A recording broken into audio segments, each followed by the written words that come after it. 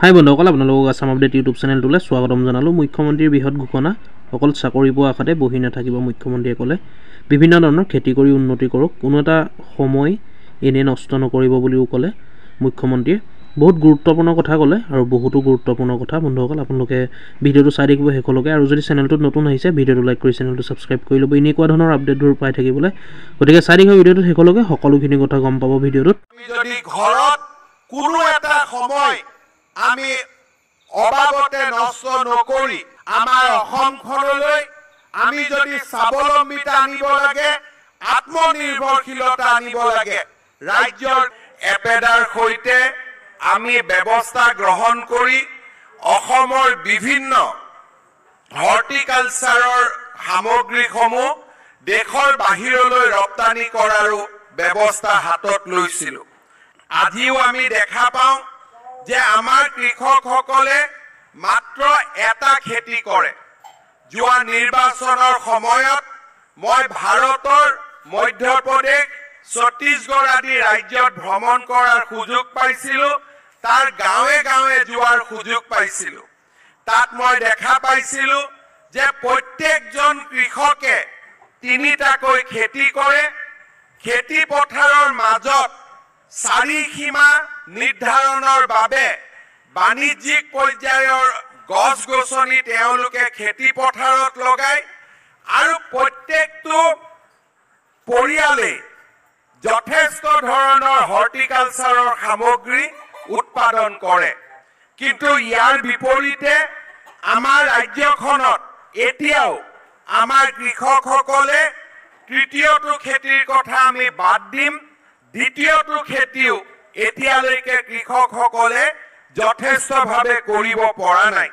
মই বিশ্বাস কৰোঁ যে আমাৰ ৰাজ্য চৰকাৰে কৃষি সামগ্ৰী ৰপ্তানিৰ পৰা আৰম্ভ কৰি সৰিয়হ, ধান মিনিমাম ছাপৰ্ট প্ৰাইজত ক্ৰয় কৰাৰ পৰা আৰম্ভ কৰি ইনপুট ছাবচিডিৰ বাবে কৃষক সন্মান নিধি আদিৰ যি ব্যৱস্থা, তাক কৃষকক উপলব্ধ কৰি আমি কৃষকসকলক দ্বিতীয়টো খেতিৰ বাবে প্ৰেৰণা যোগাবলৈ যি প্ৰচেষ্টা কৰিছোঁ, তাত আপোনালোকে আমাক সহায় কৰক, যাতে আমি ৰাজ্যৰ কৃষি অৰ্থনীতিক আমি এক নতুন ৰূপলৈ লৈ যাব পাৰোঁ। দ্বিতীয়টো খেতি কৰাৰ বাবে FPC সকলৰ সহযোগত আমি যদি ক্লাষ্টাৰ ব্যৱস্থাৰে দ্বিতীয়টো খেতি হাতত লওঁ, তেতিয়াও আমি যথেষ্ট উপকৃত হ'ব পাৰিম। আনহাতে কৃষি উদ্যান শস্য যেনে কলা চাউল, ৰঙা চাউল, বেঙুনীয়া চাউল, জহা চাউল আদিৰ লগতে অসমৰ নেমু, তেজপুৰৰ লেচু, কাৰ্বি আংলঙৰ আদা, বিভিন্ন প্ৰজাতিৰ কল, বিভিন্ন প্ৰজাতিৰ জলকীয়া, অৰ্কিড আদিয়েও আজি বিশ্বৰ দৃষ্টি আকৰ্ষণ কৰিবলৈ সক্ষম হৈছে। এই ক্ষেত্ৰত আমি যদি আগুৱাই যাব পাৰোঁ, আমাৰ কৃষকসকল যথেষ্ট উপকৃত হ'ব পাৰিব। অলপ আগতে কৃষি মন্ত্ৰী অতুল বৰা ডাঙৰীয়াই মোক কৈছে যে যোৱা বছৰ বোকাখাটৰ FPC এটাই ৰঙালাও উৎপাদনৰ কাম হাতত লৈ 2 কোটি টকালৈকে তেওঁলোকে বজাৰত ৰঙালাও বিক্ৰী কৰিবলৈ সক্ষম হৈছে। অসমৰ নেমু আজি বিশ্বৰ বজাৰত এক ব্যাপক চাঞ্চল্যকৰ সৃষ্টি কৰিছে। অসমৰ ভোট জলকীয়া আদিয়ে মানুহৰ সোৱাদৰ পৰিৱৰ্তন কৰিছে।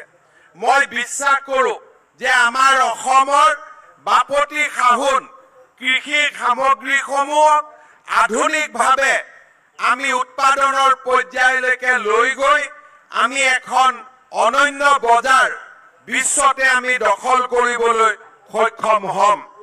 আজি আমাৰ এই কৃষি উদ্যান শস্য মেলাত 400টাতকৈও অধিক ষ্টল আহিছে, আৰু প্ৰত্যেকেই নিজৰ নিজৰ সুন্দৰ সামগ্ৰীসমূহ ৰাইজৰ বাবে আগুৱাই দিছে। মাছৰুমৰ কেইবাটাও ভেৰাইটি আৰু অসমৰ নেমু, অসমৰ চাউল আদি বিভিন্ন সুন্দৰ সামগ্ৰী আজি আমাৰ মাজত ইয়াত ডেমনষ্ট্ৰেশ্যনৰ বাবে লৈ অহা হৈছে। মই কৃষকসকলক অনুৰোধ কৰিম সকলোৱে যাতে 400 ষ্টল নগলেও অন্তত প্ৰত্যেকজনে যাতে 100টাকৈ ষ্টললৈকে গৈ নতুন নতুন খেতিৰ আমি কি ধৰণৰ জ্ঞান আহৰণ কৰিব পাৰো তাৰ বাবে আমি নিশ্চয় প্ৰচেষ্টা কৰিম। পুনৰ এবাৰ অসম চৰকাৰৰ কৃষি বিভাগক এই ইণ্টাৰনেশ্যনেল এগ্ৰি হৰ্টিকালচাৰ শ্ব'ৰ বাবে মই ধন্যবাদ আৰু কৃতজ্ঞতা জ্ঞাপন কৰিছো। গোৱালপাৰা জিলাৰ দৰংগিৰি যে হাৰিয়ানাৰ গাহৰি পোৱালি উৎপাদন কৰোঁতে খৰচ কম হয়, অসমত উৎপাদন কৰোঁতে খৰচ বেছি হয়। আমাৰ ভেটেনাৰী কলেজে নিশ্চয় গৱেষণা কৰিব লাগিব যে কি ধৰণৰ খাদ্য ব্যৱহাৰ কৰি অসমত গাহৰি উৎপাদনৰ কষ্ট আমি কমাব পাৰো আৰু তাৰ ফলত আমি যাতে উত্তৰ পূৰ্বৰ গাহৰিৰ বজাৰখন আমি দখল কৰিব পাৰো। অসমৰ ৰাইজে মঠ মন্দিৰত 100 কোটি টকাৰ বছৰি ফুল ক্ৰয় কৰে। আমি 15 কোটি টকাৰ ফুল অসমত উৎপাদন কৰো, 85 কোটি টকাৰ ফুল আমি বাহিৰৰ পৰা আমদানি কৰো। মই সদায় দেখা পাওঁ শ্ৰীৰামপুৰ আৰু বক্সিহাটত যদি কোনোবাই থিয় হয় তেতিয়াহ'লে আমি দেখা পাম যে অসমৰ বাহিৰৰ পৰা যিবিলাক ট্ৰাক আহে তাত চাউল আলু পিয়াজ গোটেইবোৰ আহে আৰু ঘূৰি যোৱা ট্ৰাকসমূহ যদি আমি চাওঁ তাত কয়লা বাদ দি আমি আন সামগ্ৰী দেখা নাপাওঁ। আমাৰ অসমখনলৈ আমি যদি স্বাৱলম্বিতা আনিব লাগে, আত্মনিৰ্ভৰশীলতা আনিব লাগে, ৰাজ্যৰ কৃষি বিভাগ, পশুপালন বিভাগ আৰু মীন বিভাগে এটা এটাকৈ সামগ্ৰী চিনাক্ত কৰি এটা এটাকৈ বছৰত এটা এটাকৈ সামগ্ৰীৰ ক্ষেত্ৰত স্বাৱলম্বী হোৱাৰ বাবে স্পেচিয়েল একশ্যন প্লেন হাতত ল'ব লাগে যে অহা 2টা বছৰত আমি ফিছ ফিডৰ ওপৰত স্বাৱলম্বী হ'ম, অহা 3 বছৰত আমি ধানৰ ওপৰত আমি স্বাৱলম্বী হ'ম, আন আমি 3 বছৰত মাহ জাতীয় শস্যৰ ওপৰত স্বাৱলম্বী হ'ম। এই ধৰণে আমি 10টা বছৰৰ এটা পৰিকল্পনা সন্মুখত ৰাখি অসমক স্বাৱলম্বিতাৰ পথলৈ আমি আগুৱাই লৈ যাব লাগে। আজি আমাৰ সৰিয়হৰ এটা বিশাল আমাৰ এখন বজাৰ আছে। মাজুলী যি ধৰণে সৰিয়হৰ উৎপাদন কৰা হৈছে, জিলা প্ৰশাসনে সৰিয়হৰ ব্ৰেণ্ডিং দিছে, ঠিক সেই ধৰণে অসমৰ সকলো FPCয়ে লগ লাগি এটা যদি কমন নামেৰে আমি অসমৰ সৰিয়হ বজাৰত আমি উলিয়াব পাৰো, প্ৰচেছ কৰি তেল হিচাপে যদি আমি উলিয়াব পাৰো, আমাৰ কৃষকসকলে যথেষ্ট উপকৃত হ'ব পাৰিব।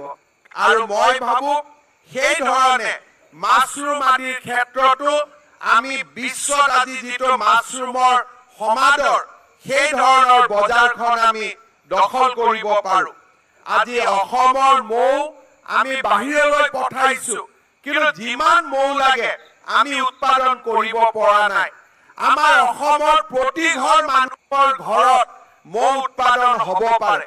পৰিয়ালত 100 টকা 200 টকা প্ৰত্যেকটো খেতিৰ পৰা অকণমান যদিও টকা আমি পৰিয়ালৰ অৰ্থনীতিলৈ লৈ আহিব পাৰো, আমাৰ ল'ৰা ছোৱালীৰ শিক্ষাৰ দিশত, ল'ৰা ছোৱালীক ডাঙৰ মানুহ কৰাৰ ক্ষেত্ৰত এই ধন আমি ব্যৱহাৰ কৰিব পাৰিম। আমি যদি ঘৰত কোনো এটা সময় আমি অবাবতে নষ্ট নকৰি হাঁহৰ কণীৰ পৰা, গাহৰিৰ পৰা, কুকুৰাৰ পৰা, মৌ-মাখিৰ পৰা, সৰিয়হৰ পৰা ধানলৈ, আমি যদি ৰঙালাওৰ পৰা পানীলাওলৈ আমি যদি গোটেই কামখিনি অকণমানকৈ যদি হাতত ল'ব পাৰো, আমাৰ পৰিয়ালৰ আৰ্থিক সচ্ছলতা বাঢ়ি গৈ থাকিব। ৰাজ্যৰ কৃষি বিভাগে কৃষকসকলক এই ক্ষেত্ৰত সহায় কৰাৰ কাৰণে সদায়ে তৎপৰ আৰু অনাগত দিনতো আপোনালোকৰ প্ৰয়োজন অনুসৰি আমি কৃষি বিভাগৰ তৰফৰ পৰা আপোনালোকক সহায় কৰাৰ বাবে আমি প্ৰচেষ্টা হাতত ল'ম। পুনৰ এবাৰ আজি এই ইন্টাৰনেশ্যনেল এগ্ৰি হৰ্টিশ্ব'ত উপস্থিত থকা সকলো কৃষক বন্ধুক মই পুনৰ এবাৰ ধন্যবাদ জনাইছো। I'd like to offer my gratitude